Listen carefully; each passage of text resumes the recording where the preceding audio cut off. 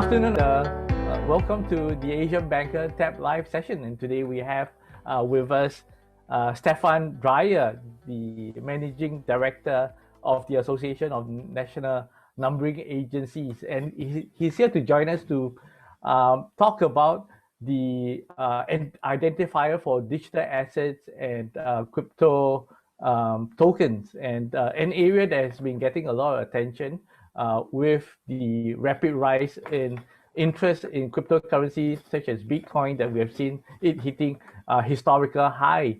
And now we are seeing a lot of interest from even Main Street global banks that are setting up crypto trading access to their customers, and increasingly institutional interest in this space as well. And I guess this is where ANA, right, the Association of National Numbering Agency, come into the topic in terms of having a common identifier for this emerging class of investment assets, so to speak. Stephan, so great to have you join us, and tell us in terms of the numbering process for investment instruments and financial instruments today. What role does it play? Yeah, sure. So maybe to talk a little bit about the Isin, which ANA is the registration authority for. And when we look at security, investment assets, kind of numbering and identification, I think it's important maybe to understand a little bit about ANA. So ANA is a global association of 120 member and partner numbering agencies. So that's covering over 200 jurisdictions. And those are organizations which represent the key market infrastructure. So things like exchanges, CSDs, central banks, regulators, financial service data vendors. So it's quite all-encompassing there. And ANA is the registration authority for the Isin standard, as well as for the Fisn standard, financial instrument short name. It's actually the NNAs who are responsible for the allocation of Isin and Fisn codes. So they do this for financial and referential instruments in traditional form.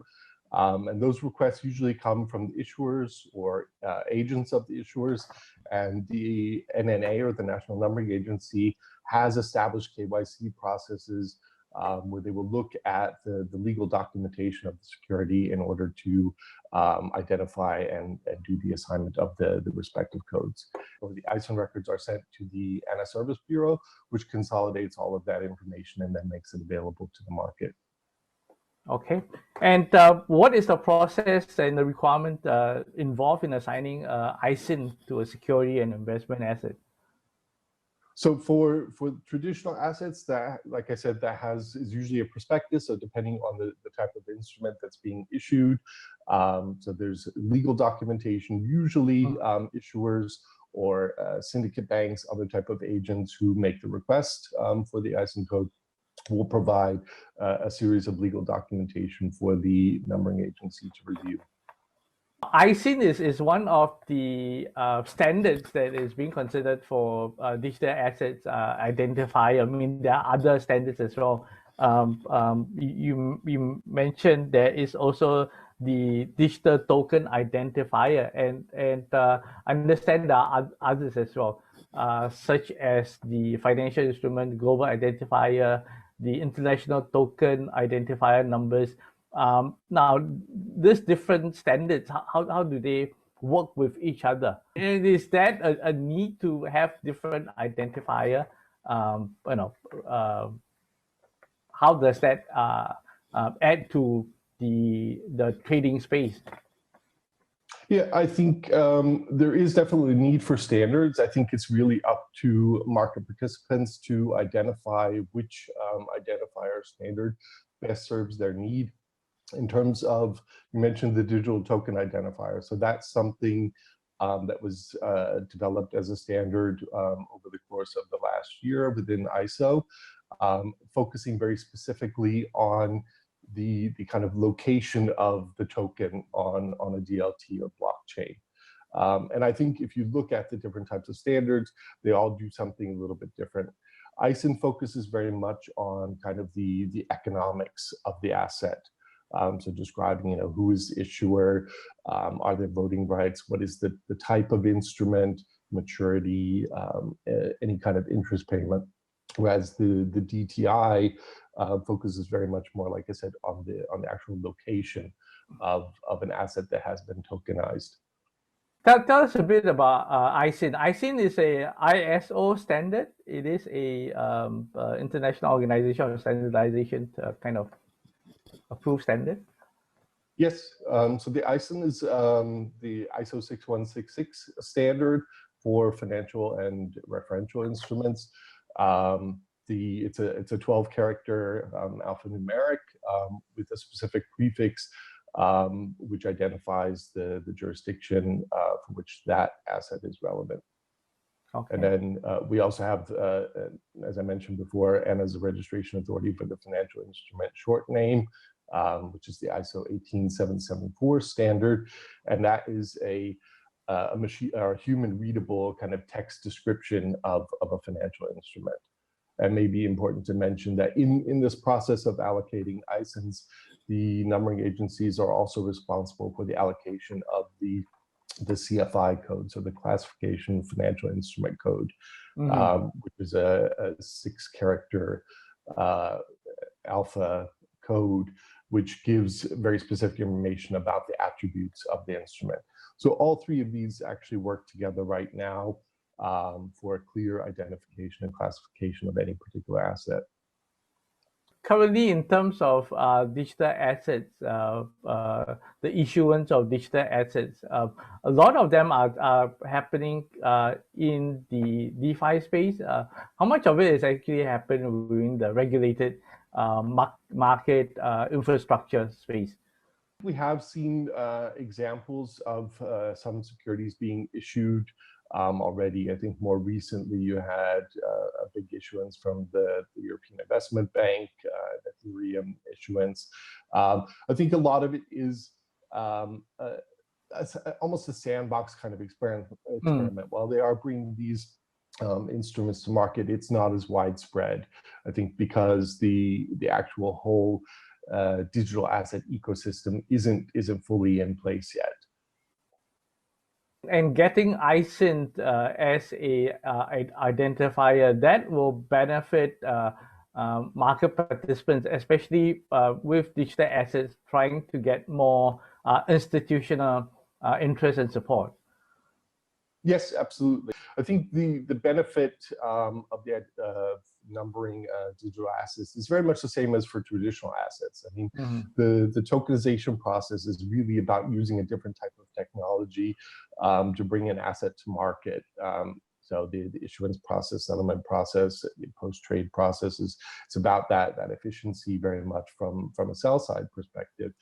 But when you look at the organizations, having standards and standardized identifiers helps with the market efficiency, the interoperability, quality of data. So having really standardized reference data helps to reduce costs for all that are involved and the complexity for the organization.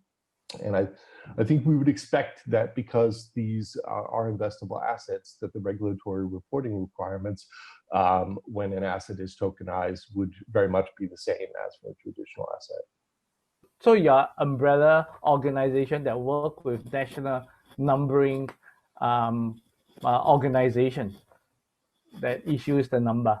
Are you regulated? And if so, how are you regulated? Not as an association, we're not.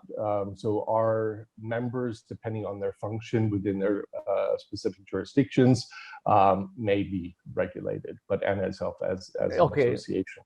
It's not regulated. So the national bodies are regulated, not as an association. Now, what's the objective and authority of ANA's Task Force 22? What will we be looking at specifically for the digital assets identifier? Yeah, so the task force, which by the way has commenced its work, or has completed its work, I should say, started in October of 2019, really with the purpose of assessing the role that Isin could play in the identification of digital and crypto assets. So the task force looked at this for probably about 9 months, looking at very specific examples that we had already been seeing, evidence of securities that have been issued on some type of blockchain or DLT technology in a tokenized format.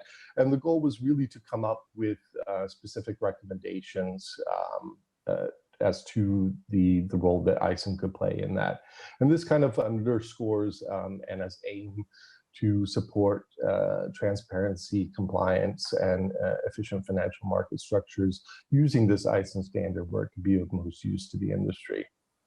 Okay. So the task force did come up with a set of recommendations, which had been subsequently endorsed by the ANA Board of Directors. And the recommendations essentially highlighted that ISINs should be allocated for financial instruments as well as referential instruments. And there was a subsequent recommendation for the establishment of a permanent working group within ANA to continue to look at the evolution of the digital asset ecosystem, the regulatory landscape, technological advances, but more importantly then to look at the implementation of these recommendations. So that working group started its work on the back of the task force recommendations. The key objective in terms of the implementation of the recommendations was the very thorough review of what we refer to as the Isin guidelines. So if you think of the ISO 6166 standard for Isin, it basically defines the standard, but the Isin guidelines are a public document which is produced by ANA and its members that describes the actual process of the allocation of how that standard is applied. How has it been progressing in terms of adoption? Or is it ready to be adopted, or there is still fine-tuning work that needs to be done? Yeah, so parts of it have been. So one of the key elements of the Isin guidelines is that when the working group proposes its amendments, these have to be approved and adopted by the ANA members. So that will generally happen at a general meeting via resolution. So we've had one series of that, which was at the November general meeting, where the initial set of recommendations was adopted. Further amendments have been proposed and have been reviewed and are being put forward for adoption at the upcoming ANA general meeting in June. So that basically covers all of the security token aspects of the Isin guidelines. So any type of stock, bond, fund that would be tokenized. The next step is looking at the Isin guidelines and understanding what the rule set should be for referential instruments. So here you're looking at much more things like cryptocurrencies, which may not in themselves be the actual investable asset, but may be an instrument which is used as a reference for another financial instrument. So an example could be a structured product which has Bitcoin as an underlying. So here then we're talking about the Isin allocation for Bitcoin, for example. Okay. And the composition of the task force, how do they represent the traditional financial markets and the emerging crypto asset ecosystem? Would they comprise mainly of more traditional market participants? Would they also have DeFi participants like your crypto exchanges, alternative trading platforms, and crypto custodian, and so on and so forth? Are they an essential part of the ecosystem? Well, they are definitely part of the ecosystem. The ANA task forces and working groups are comprised of member participants. So we have our members who nominate or elect people to participate in the task force or working group. Our membership covers a wide range of organizations which represent the key market infrastructures. There's not a direct representation, I'd say, to your question of let's say, crypto custodians or digital exchanges. But if you look, some of the exchanges, some of the traditional exchanges have set up separate digital exchanges, and so there is an indirect representation in that way. And you have CSDs who are also looking at custody of digital assets and looking to expand their services. So I'd say yes, to answer your question, there is representation, but maybe not from some of the kind of specialized players. We do very actively do outreach to other associations and organizations and look for areas of collaboration in that way. Okay, great. And tell us, in terms of the adoption of market participants of tokenized assets, right? Whether you are tokenizing traditional financial instruments with new blockchain technology, and contrast that with some years back where we have all this all this interest that's driving up ICOs and so on and so forth. How is it different from then and now that tokenized assets are kind of being introduced in more formal exchanges? Well, I think there is definitely evidence of growing numbers.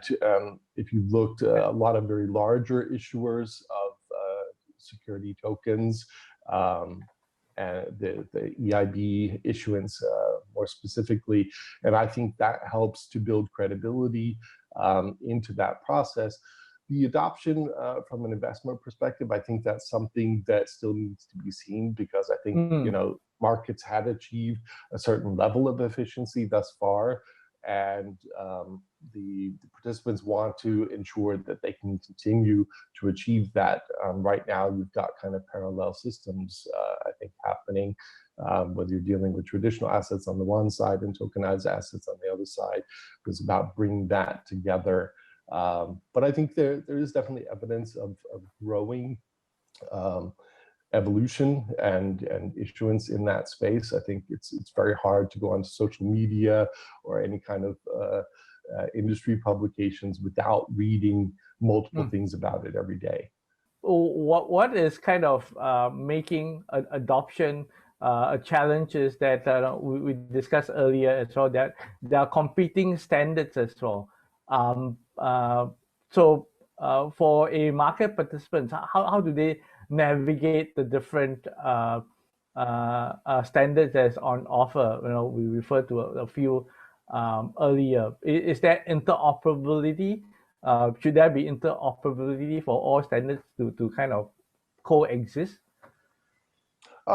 I think interoperability should be absolutely an objective of those organizations that are responsible for developing and maintaining the standards. I think it's ultimately up to the market participants to understand which standards are to be best utilized. And I think regulation drives a lot of that. So as regulators look at incorporating standards into particular directives, that helps to increase the adoption for one particular over another. But I think each standard ultimately is devised for a specific purpose, and those purposes may be different, but bringing them together is what gives the value. Okay, so tell us, in terms of how does the regulator look at Isin, the Isin standard? We know in Europe, Isin is kind of adopted by the European securities market. Correct. I think you'll see a lot of references to standards like Isin, and I mentioned CFI before. Yes. You also have the legal entity identifier, and I think those are key, well-established standards that have been introduced in particular in Europe, but also outside of Europe, into a lot of legislation. That speaks for standards like Isin to continue to be used. So if I'm issuing a stock or a bond, and in order to be able to trade and do my regulatory reporting, I need an Isin or a CFI. as I mentioned before, that same benefit exists, that same need to have the same standard, even though the asset may be tokenized. Okay, and tell us today the adoption of Isin for some of these digital assets. What are the numbers and the statistics? Are there digital assets out there being traded that already carry the Isin standard, and what is the future development for more to adopt the standard? Yeah, so we have even prior to Anna looking at kind of a formal recommendation, or what the task force ultimately produced as a recommendation for the numbering of digital assets. There were securities that were being issued in a tokenized form, which through the process and the relationship the issuers would have had with the numbering agency would have already received an Isin. I think the numbers are not astounding when you think about the number of Isins that are out there in terms of traditional assets. I think for traditional assets, we're looking at about 75 million Isins that have been issued, with about 12.5 million currently active. And I think the fraction, or it's only a fraction of that is actually tokenized at the moment. But part of the process is really making sure that in amending the Isin guidelines, putting these recommendations out there, is that the market understands that Isin is fit for purpose in this space. The key next step is really looking at the non-traditional kind of assets, where we look more at the referential instruments such as cryptocurrencies, and where those are integrated as reference points. So let's say you have a fund of crypto assets, or an index which is comprised of cryptocurrencies or derivatives on a particular crypto, and the numbering, the Isin allocation for those underlying referential instruments, I think will be a key step forward and increase value for market participants. Okay, great. How do you see the development of an evolution of digital assets, whether they are reference instruments or they are the actual investment assets? Today, there's a lot of interest, as you mentioned, not just Bitcoins, but other cryptocurrency are attracting a lot of investors' interest. Is it because of the flush of liquidity out there in the market, and when it stops, there is also a lot of volatility in the prices of crypto assets today? Yeah, absolutely. Obviously you have the Bitcoin hype and cryptocurrencies and whatnot. You have quite a few out there, but I think you only have a small number which actually make up the largest volumes. And I think with any kind of new developments, you see in the beginning a lot, and then you see kind of a tailoring down to the key ones, whatever product that is, whether it's mobile phones, cars. A lot of people kind of go in, and then there's a few that survive, and I think the same will be there. But I think there is evidence that the digital asset volumes will grow. Again, you see more and more institutions, whether they're on the sell side or the buy side, investing in the infrastructure, to expanding the infrastructure to accommodate for these. I think also the specific interest of a lot of countries, national governments, looking at things like digital currencies, central bank digital currencies, is another kind of key driver. So that regulatory landscape will continue to evolve. The technology will continue to evolve in its application. So absolutely, where it stops or how far it goes, it remains to be seen. I think that there will be, for some time to come, still space for traditional assets. There will be people who maybe don't want to move as quickly from that, particularly, let's say, on the retail side. But I think that remains to be seen. I think the more interest that there is in things like cryptocurrencies, the Bitcoin driving it, that may pique that retail interest much more. Okay. And would you consider the kind of newfangled NFT, non-fungible tokens as part of the investment assets as well? I think they could be. I think there's a lot of talk about it. I think it's about looking at specific use cases and examples. But certainly, if you have those type of non-bankable assets, NFTs, which become a reference point for investment, or you start seeing direct investment in there, or again as a reference asset for another financial instrument, then absolutely. And again, here's a role that Isin can play in helping to uniquely identify those. Okay. Isin and the national numbering agencies. Now, what is the business model for the numbering agency? Is there a subscription to the client for the numbering services once it's issued, or I read that it is assets can ask for Isin a number, and there is no fee involved. There's no fee involved. Basically, we follow the ISO principles. So numbering agencies can operate on a cost recovery basis, which means the cost of doing that business. They can charge, but that's I think only very few examples that we have of that in particular markets. But more broadly, we don't see charging of fees for the allocation of ISINs or any of the other standards. Okay, and so most of the number agencies are also part of the market infrastructure, and perhaps that's where they make most of their money, so to speak. But how is ANA funded?